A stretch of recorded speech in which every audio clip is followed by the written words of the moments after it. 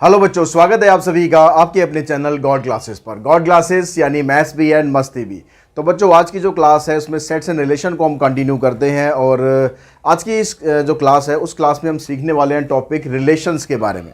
अभी तक टॉपिक का जो नाम था सेट्स एंड रिलेशन, उसमें से हम सब सेट्स के बारे में डिस्कस करते आ रहे थे। सेट्स क्या होते हैं, कैसे होते हैं, ठीक है, किस किस टाइप के होते हैं, कैसे कार्डिनल नंबर होता है और कार्डिनल नंबर की प्रॉपर्टीज़ क्या होती है, ये सब चीज़ें अगर आप लोग मिस कर चुके हैं तो कोई बात नहीं। ऊपर आई बटन में आपको लिंक मिलेगा सेट्स की प्लेलिस्ट का, वहाँ पर जाके जितने भी वीडियोज़ हैं उस प्लेलिस्ट में वो सारे के सारे आप देख सकते हैं। तो आज हम बात करेंगे उससे आगे नेक्स्ट टॉपिक के बारे में, रिलेशंस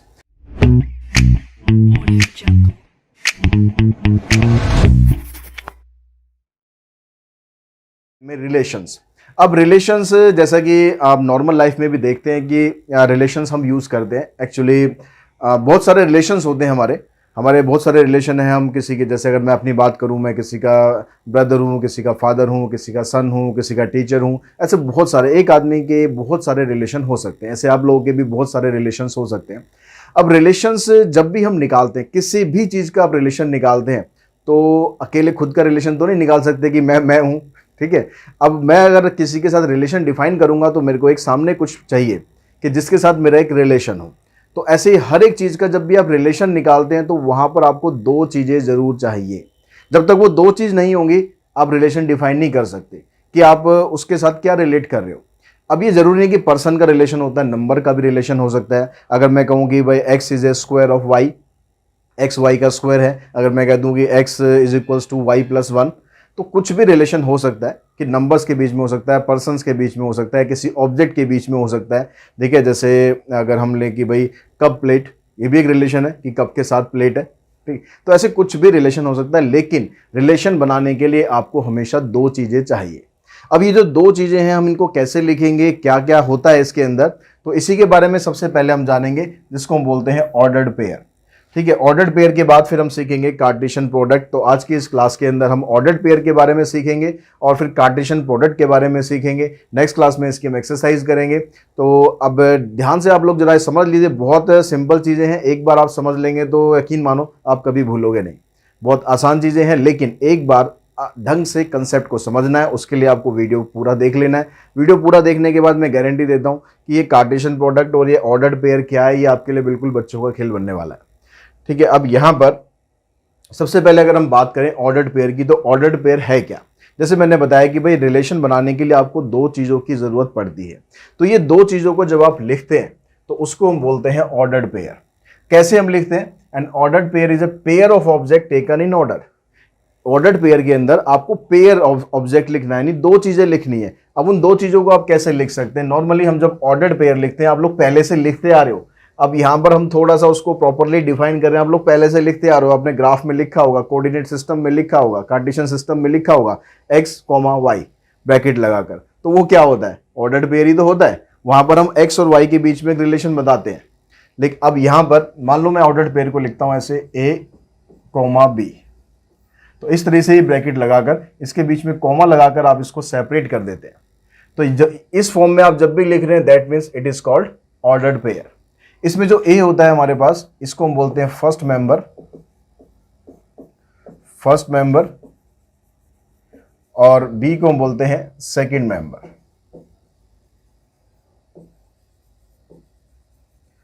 तो ऑर्डर्ड पेयर आप जब भी लिखेंगे तो ऐसे ही फर्स्ट मेंबर और सेकंड मेंबर, ये दो चीजें आपके पास होंगी।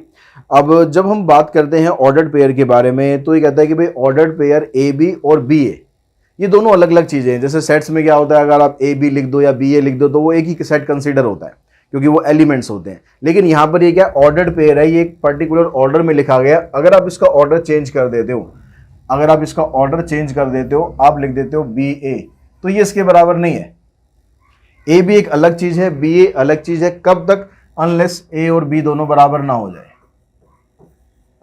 अगर ए और बी दोनों बराबर हैं फिर तो बराबर ही रहेगा, यहाँ भी बराबर हो जाएगा, यहाँ भी बराबर हो जाएगा, दोनों इक्वल हो जाएंगे। तो उस केस में आप कह सकते हो कि भाई ए बी और बी ए बराबर हैं, अनलेस बी ए और बी अगर बराबर ना हो। अगर ये दोनों बराबर हो गए तो ये दोनों बराबर होंगे ही होंगे, फिर तो कोई कन्फ्यूजन ही नहीं है।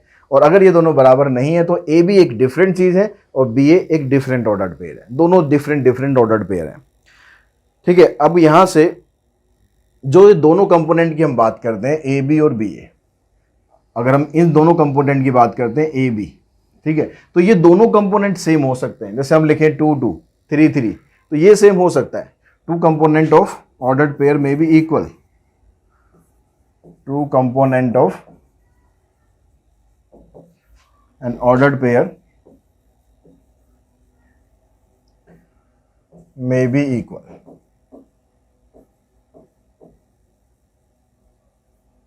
और हम एक चीज और देखते हैं कि जब भी हम सेट्स ऐसे लिखते हैं ऑर्डर्ड पेयर में, तो कई बार क्या होता है, कंफ्यूजन आपको भी हो सकता है कि जब आपने लिखा इस तरह से ए बी, और अगर आपने लिखा ऐसे ब्रेसिस के अंदर ए बी, तो देखने में तो लग रहा है कि हाँ भाई ब्रैकेट्स ही है, ठीक है, दोनों ब्रैकेट्स ही हैं, ये भी ब्रैकेट है ये भी ब्रैकेट है, तो दोनों इक्वल होंगी, लेकिन ये इक्वल नहीं है। चीज ध्यान रखना, ये दोनों इक्वल नहीं है। ये एक सेट को रिप्रेजेंट कर रहा है, ये एक ऑर्डर्ड पेयर को रिप्रेजेंट कर रहा है। ये एक डिफरेंट चीज है, ये एक डिफरेंट चीज है। अब इसमें 9 10 की मैथमेटिक्स नहीं पढ़ रही कि जैसे मर्जी ब्रैकेट लगा दो, आप छोटी ब्रैकेट लगा दो, आप मिडिल ब्रैकेट लगा दो, बड़ी ब्रैकेट लगा दो, सब बराबर है, ऐसा नहीं है भाई। अब आप 11th में आ गए तो ये ब्रैकेट्स का, स्पेशली जो सेट चैप्टर आता है, सेट्स रिलेशन फंक्शन, इसमें जो ब्रैकेट्स का बहुत इंपॉर्टेंट रोल होता है। तो ब्रैकेट्स के बारे में आपको क्लियर होना चाहिए कि कौन सी ब्रैकेट किस काम के लिए यूज हो रही है। तो यहाँ पर जो ब्रैकेट है ये ऑर्डर्ड पेयर के लिए यूज हो रही है, और यहाँ पर ये जो ब्रैकेट लगा रखे हैं मिडिल ब्रैकेट जिसको हम ब्रेसेस बोलते हैं, ये सेट्स के लिए यूज हो रही है। ये यहाँ पर ए एक अलग एलिमेंट है, बी एक अलग एलिमेंट है, आप यहाँ पर इसको सेपरेट नहीं कर सकते। यहाँ पर ए बी एक ऑर्डर्ड पेयर है, ठीक है, पेयर ऑफ ऑब्जेक्ट्स है यहाँ पर, तो ये एक अलग चीज है, ये एक अलग चीज है, बिल्कुल दिमाग में रखना। ये चीज कभी भी कंफ्यूज होने की इससे जरूरत नहीं है कि ये दोनों सेम हो भी सकते हैं क्या, बिल्कुल सेम नहीं हो सकते, कभी सेम नहीं हो सकते, ठीक है। अब दूसरी चीज बात करते हैं यहाँ पर इक्वलिटी ऑफ ऑर्डर्ड पेयर की।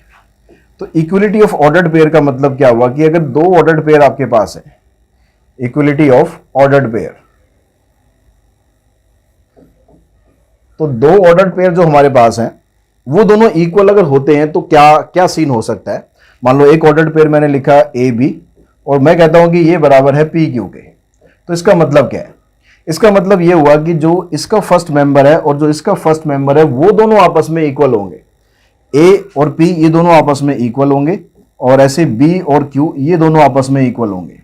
बहुत से बच्चे यहां पर गलती क्या कर देते हैं, जब भी ऐसे ऑर्डर्ड पेयर इक्वल होता है तो ए को बी के बराबर रख देते हैं, पी को क्यू के बराबर रख देते हैं। तो बेटा ये गलती बिल्कुल नहीं करनी आप लोगों को, हमेशा ध्यान रखना है कि जो फर्स्ट मेंबर है वो फर्स्ट मेंबर के ही इक्वल हो सकता है, फर्स्ट मेंबर सेकंड मेंबर के इक्वल नहीं है अगर ऑर्डर्ड पेयर की हम बात कर रहे हैं। तो ये जो फर्स्ट मेंबर है इस फर्स्ट मेंबर के बराबर होगा, जो सेकंड मेंबर है वो सेकंड मेंबर के बराबर होगा। तो जब भी इस तरह के क्वेश्चन, छोटे छोटे क्वेश्चन आ सकते हैं कि जैसे मान लो एक ऑर्डर्ड पेयर मैंने लिख दिया x+1 और y, और मैंने कहा कि भाई इक्वल टू है ये 3 2 के, तो अब x y की वैल्यू बताओ। तो सिंपली आपको क्या करना है भाई, x+1 को आपको रखना है 3 के बराबर, तो x+1 = 3, और y को रखना है आपको 2 के बराबर। तो y की वैल्यू तो आपको मिली गई 2 यहां से, और x की वैल्यू निकालेंगे तो x की वैल्यू भी आ जाएगी यहां से 2, तो x भी 2 आ जाएगा, y भी 2 आ जाएगा। इस तरह से आप x y a b p q जो भी हो उसमें दे रखा होगा ना, आप उसकी वैल्यू बड़े आराम से आप निकाल सकते हैं। तो इक्वलिटी ऑफ ऑर्डर्ड पेयर में ध्यान रखेंगे फर्स्ट मेंबर के बराबर रखना है, और सेकंड मेंबर के बराबर रखना है। तो ये तो बात हुई ऑर्डर्ड पेयर की। अब हम बात करते हैं कार्टेशियन प्रोडक्ट की। तो कार्टेशियन प्रोडक्ट क्या होता है, बहुत इंपॉर्टेंट रोल है इसका कार्टेशियन प्रोडक्ट का। यहां पर कहता है कार्टेशियन प्रोडक्ट में कि ए और बी दो नॉन एम्प्टी सेट है आपके पास, A and B are two non-empty sets. Then the sets of all ordered pair for all A belongs to A and B belongs to B is called the Cartesian product of A and B. मतलब यहां पर क्या कहना चाह रहा है कि आपके पास दो नॉन एम्प्टी सेट है। फॉर एग्जाम्पल हम सेट्स ले लेते हैं ताकि आपको क्लियर हो जाए।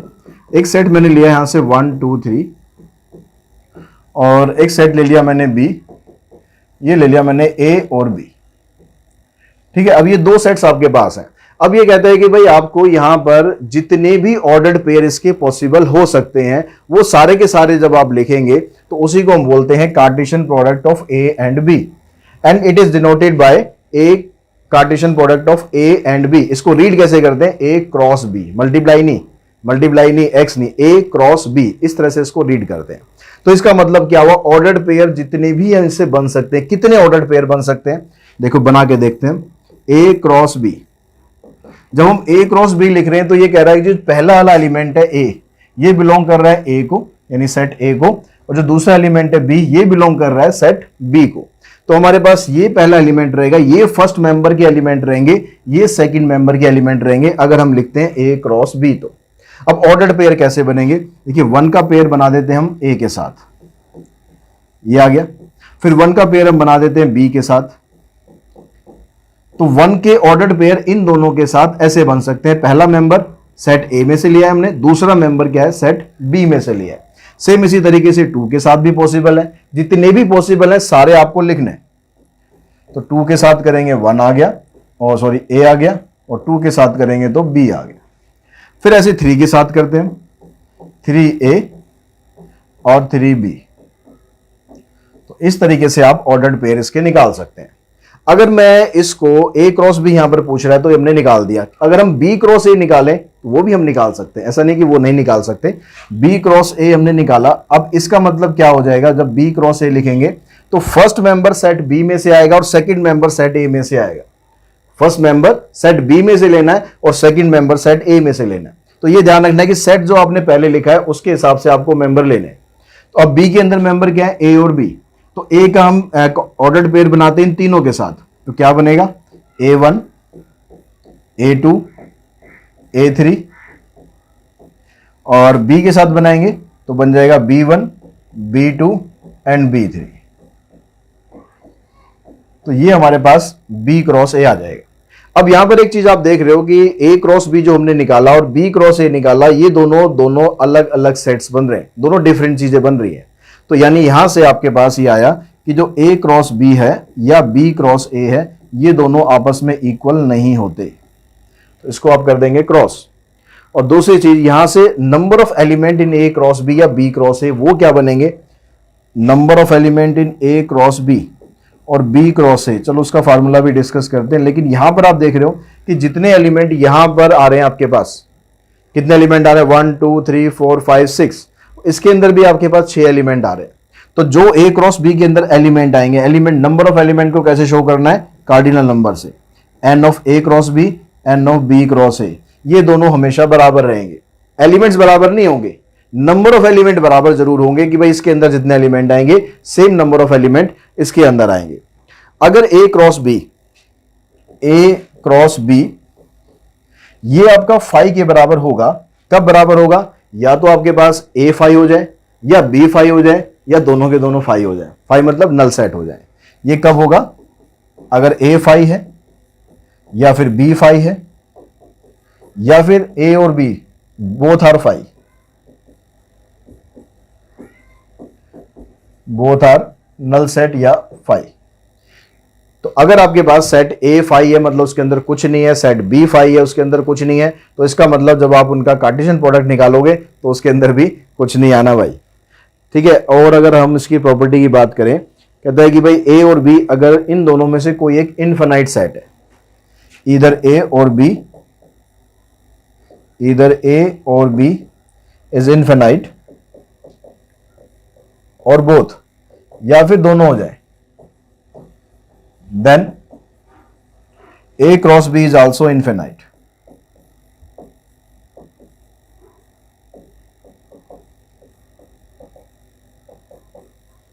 तो ये आपके पास कुछ इंपॉर्टेंट पॉइंट्स हैं, इनको आपको ध्यान रखना है, first second third and fourth, ठीक है। अब इसके अंदर से हमने अभी तक बात नहीं करी है कि भाई A क्रॉस B के अंदर एलिमेंट कितने आएंगे, उसके लिए क्या फार्मूला रहेगा। और आई थिंक आप लोगों ने अब तक थोड़ा सा गेस कर लिया होगा भाई क्या फार्मूला रहेगा। तो मैं थोड़ा सा इसको ऊपर लेके चलता हूं। तो अगर हम नंबर ऑफ एलिमेंट की बात करते हैं, number of element in A cross B या B क्रॉस A, जिसके भी निकालने हैं आपको, तो आपको करना क्या है, NA को NB से मल्टीप्लाई कर देना है। NA का मतलब number of element in set A, number of element in set B। जैसे यहां पर हम जो सेट लेके चल रहे हैं उसमें सेट A के अंदर 3 एलिमेंट है, सेट B के अंदर 2 एलिमेंट है, 3 इंटू 2 करेंगे तो आप आ जाएगा 6। तो हमारे पास यहां पर देखो 6 एलिमेंट ही आ रहे हैं, 1 2 3 4 5 6। और अगर आप B क्रॉस A करोगे तब NB पहले आ जाएगा, NA बाद में आ जाएगा, लेकिन रहेगा तो फिर भी 6 ही। तो आप चाहे AB निकालना हो या BA निकालना हो, उसके अंदर नंबर ऑफ एलिमेंट आपसे पूछे जाए कि how many elements are there, तो आपको सारे एलिमेंट लिखने की जरूरत नहीं है। आपको सिर्फ ये देखना है कि A में कितने एलिमेंट है, B में कितने एलिमेंट है, उन दोनों को मल्टीप्लाई कर दो तो आपके पास पता लग जाएगा कि इस सेट के अंदर या इस कार्टेशियन प्रोडक्ट के अंदर इतने नंबर ऑफ एलिमेंट आने हैं। तो ये सारी चीजें जो थी आपके पास, और कुछ इसमें ऐसा बचा नहीं है कि जो हमारा करना रह गया हो। तो आई थिंक जो कार्टेशियन प्रोडक्ट और ऑर्डर्ड पेयर से रिलेटेड जो भी मटेरियल था, जो भी इसका बेसिक कंसेप्ट था, वो सब कुछ मैंने यहाँ पर डिस्कस कर लिया है। आप लोग इसको वीडियो को अच्छी तरह देख लें, बेसिक कंसेप्ट को समझ लें, और मुझे यकीन है कि आप एक्सरसाइज ट्राई करेंगे तो आप लोग बड़े आराम से एक्सरसाइज के क्वेश्चन भी कर पाएंगे।